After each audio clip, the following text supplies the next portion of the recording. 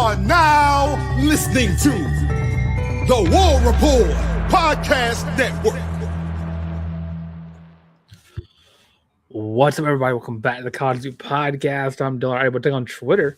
Talk to you today in the latest Auburn Athletics news. As new haircut, I don't have any hair on my head. I mean, I got some, but regardless, here's our latest Auburn Athletics news. As we got a little bit of a good show today. We got Auburn football getting ready for spring practice in just a month, an exact month to the day away from spring practice starting up, 200 days away from the football season starting up, and of course, smack dab in the middle of Diamond Sports, who are off to a fantastic start thus far to their seasons.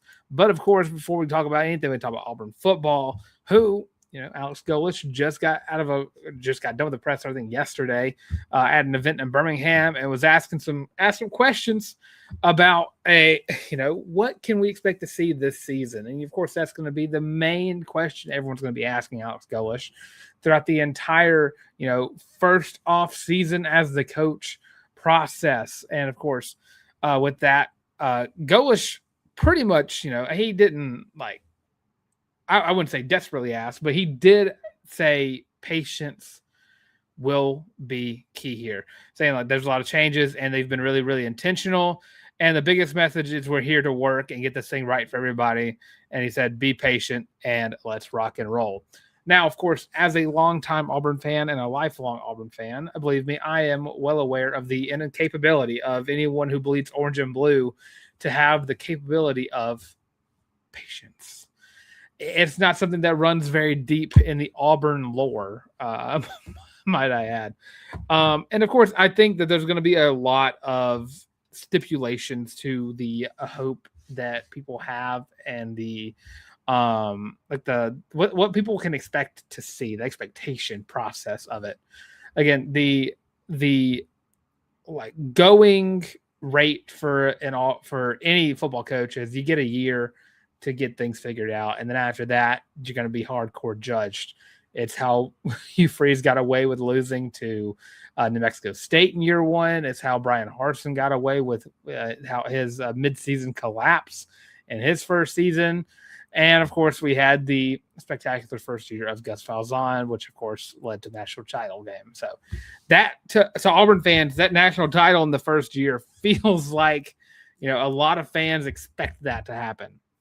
But Golesh didn't shy away from the expectations. He mentioned that Auburn is a school that is born to win. It is a school that is made to win. And he's even acknowledged the Auburn fandom. Everyone is telling them that they want to win. They want to win. They want to win, especially win the Iron Bowl. And he's not trying to lower the expectations with what he's saying. He is trying to structure what people expect to see in this first year. And he said that on several occasions. I think that the first presser he mentioned, or I don't know if the first one, but in the first month of it being hired, he did mention that first 90 days is so important. And we're getting pretty close to the 90-day period if we're not already past it. And we've already seen the work that he's put in. And he's mentioned Auburn has won, can win, and will win championships. And he's ready to get to work. And I think one of the big things that I've seen about him is just this recruiting trail that he's been on. Auburn is already got the number one dude in the state of Alabama for this upcoming class. There are other 4-stars that I've seen predicted to go to Auburn as well. And I truly think Golesh is going into the season trying to manage the expectations that the Auburn fandom is going to put on him. And again, year one, to me, a successful season is a bowl game. That is peak season right there. I won't say peak, but if say Auburn goes into Atlanta and loses that game to Baylor, how quickly are people to say, well, he's not the guy? Of course, there are going to be some, non-educated football fans out there that are probably going to say that. But with this, this is a guy who was completely revamped an entire roster. 60 transfers pretty much, and not even the count for the guys who left afterwards. You lost your number one wide receiver, your number two receiver, number three receiver, number four, I think all the way down the list until you get to Jeremiah Cobb on that one. You lost all three of your quarterbacks. Had to completely revitalize that entire position group. You lost all your offensive linemen, had to revitalize that. You added to your running back room, but your secondary got demolished in the portal. You had to completely rebuild that entire secondary to really prove that to really build what looks to be a competitive roster. And again, you brought back DJ Jerkin. You got 2 former SEC defensive coordinators that are now position coaches. You brought in your guys on staff that, know what you're wanting to do. They know what to expect from your program. And overall, I mean, from what I have seen, and again, I don't know if I'm on the dark side of Auburn Twitter or not, but for the most part, I would say about 90% of the Auburn fans are fully expecting Golesh to be successful. And again, whether that's putting on the Boogan glasses or not, I think that there's a different vibe around Alex Golesh because of what we've seen him say and watching that run right alongside of what he's doing. Like, he's talking about going out and recruiting hard, and then you see him at camps. You see him visiting. You see him, he's like a 2-week long period where he was every other day he was at a high school, talking to coaches. You saw him at the basketball games. He'd go there with guys on visits and sit there and talk to him during the basketball games. Whether or not the basketball team is winning or not is besides the point, because he's trying to get them guys to play for the football team. But, year one, again, this is like a way to kind of segue into the fan conversation. Again, I've been an Auburn fan my entire life. I've been an obnoxious Auburn fan my entire life. I will tell anyone and everyone that Auburn is an number 1 university in the state of Alabama. I will say that Auburn is on the verge of greatness at every single interval. And believe me, there are going to be times where I'm looking down and look like predicting the playoffs. And I'm like, well, maybe Auburn should win it this year. I'm that kind of fan. And I'm very critical of what I see on the field, no matter what sport is on the field, the court, the track, whatever it is. I'm very critical of Auburn because I know what to expect from Auburn, because I've seen the highest of highs. I've been suffering through the lows of the lows. And again, it's been some lows. It has been a lot of lows as of late. Auburn's not made a bowl game since 2021, and they lost. Auburn's not won a bowl game since 2018. Auburn has not had a winning season since 2019. And again, 3 of those were all when I was in college. I now have a master's degree. So that lets you know how long ago that was. And what happens is you become so, I don't even want to say Auburn fans have the gall to not really be complacent with that. And by that, I mean that completely positively. I think Auburn fans have really kind of set themselves at a higher standard. And what that has done is it has shown that the coaches the previous 2 staffs have strived for mediocrity while the fans were expecting greatness. And going into year 1, there's a lot of hype surrounding Alex Golesh, believe me. And I say, again, like 90% of Auburn fans I've seen expect him to be great. And I would say that, I don't see a lot of 10 wins. I understand that there's the want and the desire to win games, but I don't see a lot of people saying Auburn's going to win 10 or 11 or playoffs. I see people say that Auburn could. There's a chance. That's fine. But I've not seen a lot of people expecting it. And again, once that season hits, that completely turns on its head. If Auburn were to go out and kind of do what they did to Baylor this past year and absolutely demolish them and walk out of Atlanta with a massive win, and on that bus ride, they see the entire, Toomer's Corner area just completely filled to the brim with 2-ply toilet paper. That raises the expectations up. And, Auburn has a pretty easy start after that. And then you have the SEC play. If Auburn goes into the SEC play with like a three-game win streak, and, people start ranking Auburn after that. There was a two-game stretch this year where Auburn started off that same way and got into the poll. And what that does is it firmly submits yourself as, oh, well, guess what? I think we're going to start winning games now. And that just isn't going to work. And I'm trying to pull up the schedule. I need to have the schedule memorized by this point. But I mean, you have Baylor and Southern Miss starting off. That Florida game is going to be so important. And again, I think if Auburn can manage their own expectations going into that Florida game, and again, you've had the first 2 SEC games of your slate at home. First two, yeah, Vanderbilt and Florida. If you can manage to start 4-0, and if you can find a way not to blow your top, if you're an Auburn fan, I think you're setting yourself up for a very enjoyable season. Again, I think that, I'm pleasantly surprised at the fact that I've not seen a lot of people that are at the microscopic level staring at the program, expecting, a quick turnaround. Again, Auburn fans were kind of expecting that out of Hugh Freeze. Again, everyone was like, it's a Brian Harsin team. That was kind of the what everyone was going in. And they started winning a couple of games, and it's like, okay, well, we got it now. And then it quickly became, the team isn't playing up to speed, and it was no longer a Brian Harsin team. It was, the offense is a problem. And that stipulation brought us way to the end of the season, where you still had some of the people saying, it's a Brian Harsin team, but you had the stipulation of maybe it's the offense is the problem. Year 2, it's no longer a Brian Harsin team. And what I can firmly say, the one thing going for Alex Golesh going into this year, and a best way to manage the expectations, is I don't think anyone can go into this year and say that this team is a Hugh Freeze team. I don't think a single fan can sit there and confidently say that the roster that is going to go out there in 200 days in Mercedes-Benz Stadium, I don't think there's a single person who can confidently say, and without a smirk on their face, say that this is a Hugh Freeze team. Again, 2021, you had this was Gus Malzahn's roster. 2023, you had a little bit of this is a Brian Harsin roster. And I don't think with the amount of the turnover that you had going into the offseason, I don't think anyone can firmly say and mean it that this is a Hugh Freeze team. You got 3 new quarterbacks. You got 3 other running backs. You got a whole new wide receiver room, a whole new offensive line, a whole different look secondary, which I can't really give the secondary or the defense any kind of, credit there, because that's not something that Hugh Freeze was doing.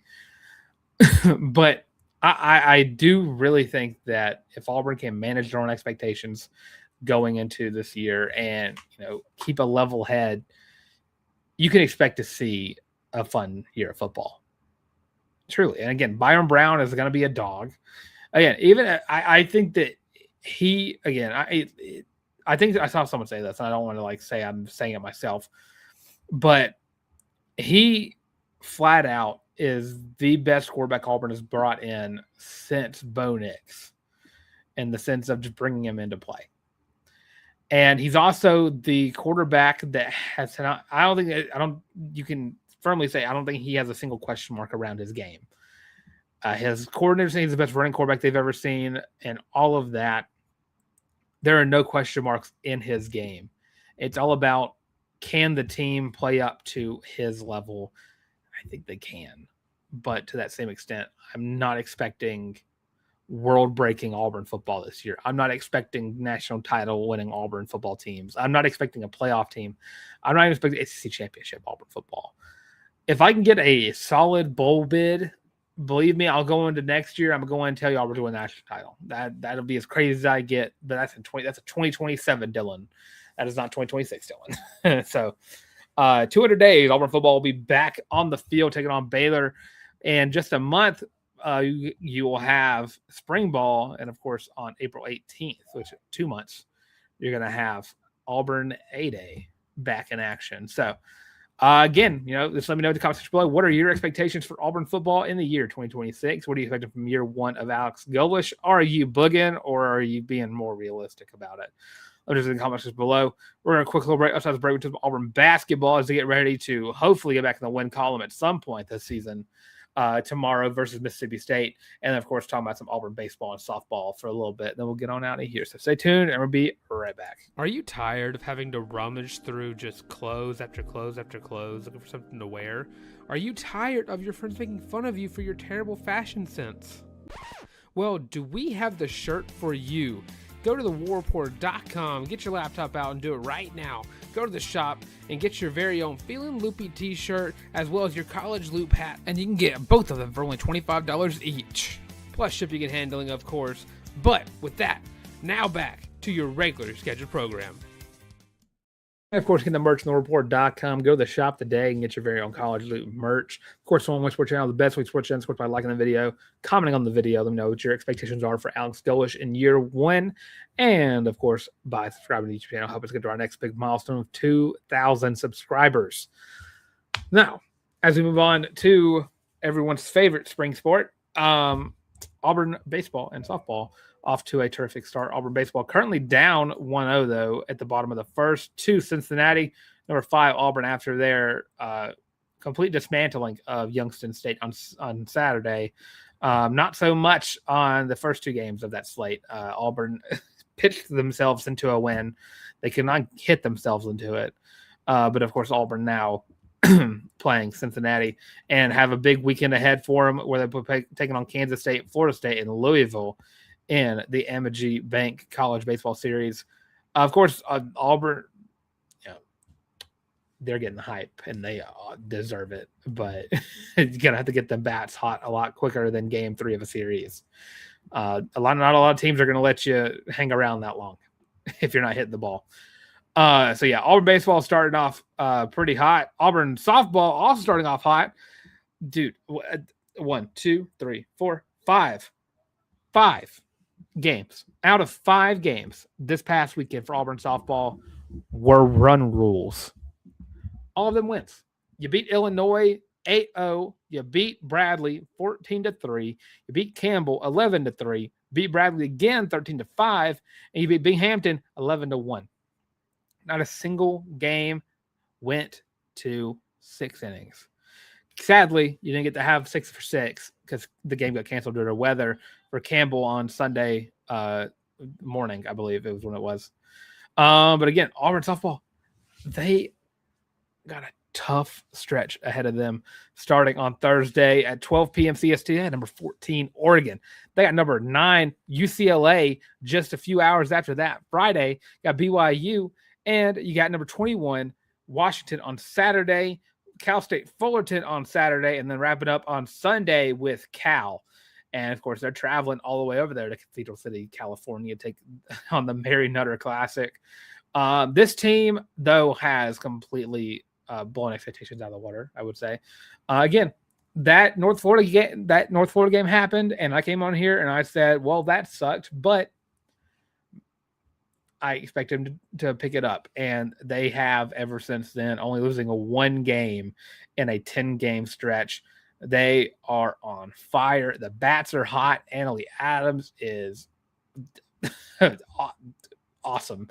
Dez is ridiculous. I mean, dude, 4 home runs for Dez already in this stretch? I mean, they are knocking the stripes off the ball. It is absolutely ridiculous. Destiny Rodriguez 4 home runs. Annalie Adams got 3. Alyssa Hastings has 2. Haven Roebuck has 2. Michaela Walker has 2. Kyla Stroud has 2. And then Kylie Brockman and Mania Womack both have 1 each. RBI machine are Destiny Rodriguez with 17. Again, Haven Roebuck with 14. This team is knocking the crap out of the ball. Batting averages through the roof. Kylie Shaw is hitting the ball half of the time. She is nailing the ball. Ella Harrison has been off to a hot start thus far this season as well. Again, this team is that give them their credit where it's due. They were not getting a lot of looks during the preseason for Diamond Sports, but they've earned it. But speaking of which, Auburn Gymnastics sadly lost another meet in a row, and also lost a gymnast, Sophie Bell, out for the season with an Achilles injury. That one does suck, as it looks like Auburn. Bub Terrell doubled down the right field line that scored the run? Oh, no, never mind. They had 1-1 for a second. I'm looking at the wrong thing. But yeah, Auburn Gymnastics sadly lost Sophie Bell. That sucks. She was a star for the team, but she'll be back next year. But time for people to step up for Auburn Gymnastics as they get ready for this week's meet. But sadly, we got to talk about Auburn basketball, who have been putting on. I wanted to say show, but it's not really a show worth watching. 4 games in a row, Auburn has lost at Tennessee, Alabama, Vanderbilt, and now, of course, Arkansas losing that game by 13 points. You had a pretty big game out of both Keyshawn Murphy and Todd Pettiford. Todd had 29 and shot the ball really well, 11 of 18 from the field, 4 of 7 from the three-point line. Keyshawn Murphy, 9 of 16 from the field, had 22 points and 12 rebounds, had a double-double. Elijah Freeman, 9 points and 9 rebounds, just a point and a rebound away from a double-double. But you just are lacking points where you needed it the most. And that's what happens when a guy gets in trouble. Keyshawn Hall was held out indefinitely, is what Stephen Pearl said. Don't know exactly. I heard he practiced today, but I just don't know. Auburn's got a game tomorrow versus Mississippi State. And they have a dude over there in Starkville where they'll be playing at, named Josh Hubbard, who is an absolute bucket as well. Dude is averaging 21 points per game and is going to be the big dog for Auburn to stop here. It's going to be up to Hod and KO to get a lockdown on him. But Kevin Overton, he cannot have a game like he had versus Arkansas. 1 of 13, 0 of 5 from the three-point line. It was just bad. I mean, Todd Pettiford almost had himself a double-double as well with 7 assists, but 7 out of the 10 turnovers. You had 7 steals. You didn't really get a lot of those. You got blocked out of your mind. Arkansas had 10 to Auburn's 3, and you found a way to out-rebound them again. It's Auburn just can't get out of their own way, and that was Keyshawn Hall's problem, I guess, this past week. Hopefully get him back. I don't see a way where Auburn can win without Keyshawn Hall because, you just can't do – Todd can't do everything by himself. And Auburn's defense is you have to outscore teams, and you need those points that you get from Keyshawn Hall. Again, you have another game like that from Keyshawn Murphy, and, he's going to be playing out of his mind as his former team he's going up against. But desperately need Keyshawn Hall. Auburn's favored to win this one. Mississippi State's not the best team in the world, but you desperately, desperately, desperately, desperately need this win, and you desperately need other wins as well. After this one, you got Kentucky, you got Oklahoma, you got Ole Miss, and you got LSU, all winnable games down the stretch. Of course, you have Alabama on the road on the last game of the season. But if you can go on a little 5-game stretch here, you can take down Alabama on the road, hopefully. But if you're not wanting to go to the NIT and you want to make it to the, March Madness tournament, you got to win this one. And you got to prove you can win up ahead. But with that, I'm going to predict Auburn to win. I bleed orange and blue even when it hurts. So I'm going to take Auburn to win this one. And with that, we're going to go ahead and wrap up the show right there. Of course, I'm Dylan Lark on Twitter. Find me on Instagram as well at Dylan Lark, DYLNLRCK. You can find me on Instagram. You can also find me right here on the College League Podcast. Just like, comment, subscribe. Of course, don't forget to check us out on social media platforms. All of them, all at the College Loop, Twitter, TikTok, Facebook, Instagram, the works. And of course, audio version of the show available on Spotify, Podcasts, Google Podcasts, Amazon Music. Don't forget to subscribe right here on the YouTube channel. But with that being said, we're going to go and get on here. Everyone can enjoy their Tuesday evening and go watch Auburn baseball. Hopefully get another win on their belt. Or under their belt as they take on the Cincinnati Bearcats. But with that, again, go and get on out of here. Thank you, everyone, tuning in to the College Podcast yet again. And as always, War Eagle.